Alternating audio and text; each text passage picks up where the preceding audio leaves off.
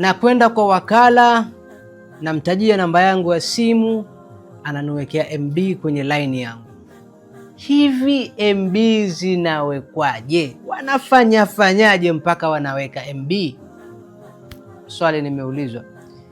MB zinawekwaje kwenye line? Bila shaka hii ndio point. Kwanza, MB hazikai kwenye line, yaani mule mwenye line mule hamutiwi MB. Utajiuliza sasa, mbona nafika pale anawekea MB kwenye line yangu?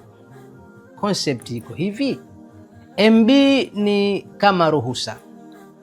Umekwenda zako kwa wakala, umetoa shilingi 1000, unataka MB za 1000.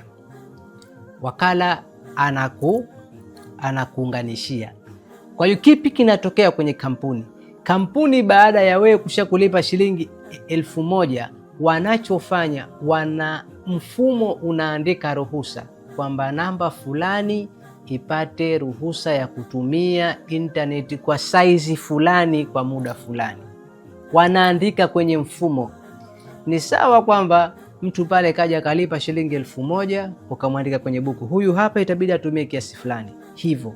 Kwa hiyo kinachotokea sio kwamba unawekewa MB, unaandikwa kwenye mfumo ruhusa ya kutumia mtandao wa intaneti kwa muda fulani.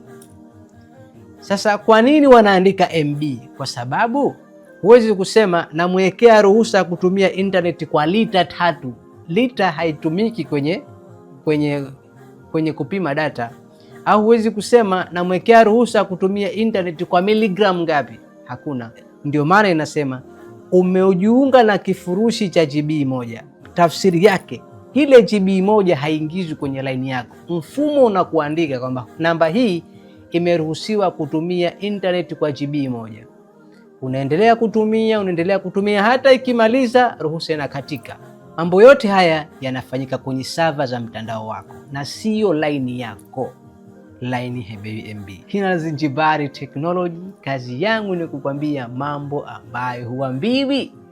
Kama umependa video hii, nibonyezee like, na kama una swali ndio sehemu ya comment.